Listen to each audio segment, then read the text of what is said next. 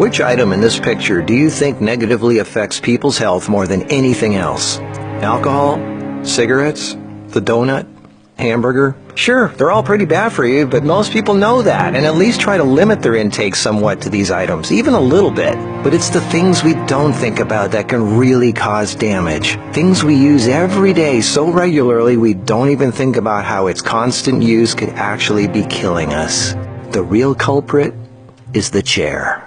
We were given legs for a reason. Most third world cultures don't even have chairs, and they walk an average of 10 miles a day. We in the modern world, on the other hand, spend most of our entire waking days sitting down. People go right from bed to sitting on the toilet, after which they sit at the breakfast table, then they sit in a car as they drive to work and spend the entire day sitting at a desk, only getting up to sit in the toilet and in the cafeteria. Then they sit in the car to drive and sit at the local bar for happy hour. Then when they've had enough of that, they go drive home and spend the rest of the day sitting in a comfortable chair watching TV before they crawl to bed to recover from all the physical exertion that day. And when people go out, they sit at a restaurant or a movie theater. Sitting all day is far worse for you than you might think. A 2010 American Cancer Society study following over 123,000 people from 1993 to 2016 found these alarming results. People who were inactive and sat for over 6 hours a day were 94% more likely to die during the time period studied than those who were physically active and sat less than 3 hours a day.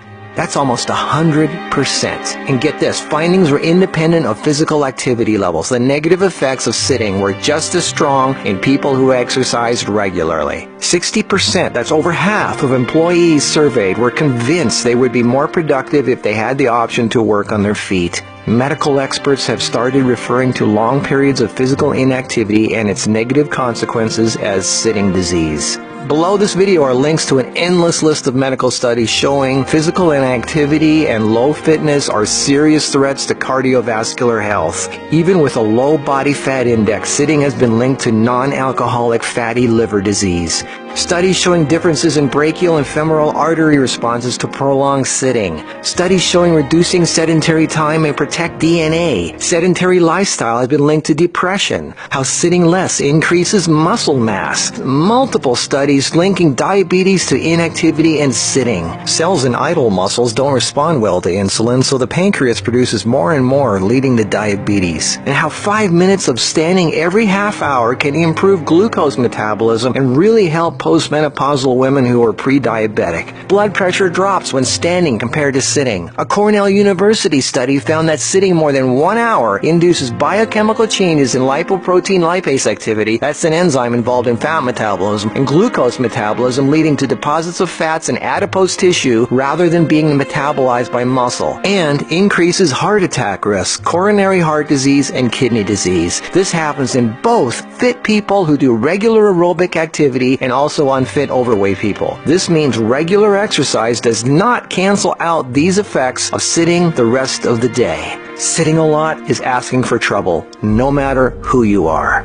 Another study at the University of South Carolina found that men who reported more than 23 hours a week of sedentary activity had a 64% greater risk of dying from heart disease than those who reported less than 11 hours a week. And many of these men routinely exercised. Cholesterol, blood sugar, triglycerides, diabetes, heart disease, and a number of health problems all became apparent. Studies have linked sitting to a greater risk for colon, breast, and endometrial cancers. Sitting for long periods of time can cause blood clots to form, which can travel to the brain, causing a stroke. Speaking of blood clots, lungs are twice as likely to develop pulmonary embolisms. Lack of physical activity leads to hypertension, high blood pressure, sleep apnea, snoring, compression of spinal discs, herniated lumbar discs. The Washington Post reported sitting a lot also causes leg disorders, varicose veins, swollen ankles, deep vein thrombosis, muscle degeneration, hip pain, and worst of all, a limp, sagging rear end because the glute muscles not only don't get used, circulation is cut off from the weight of the whole body pushing down on it. Medical News Today announced that our chairs are slowly but surely killing us.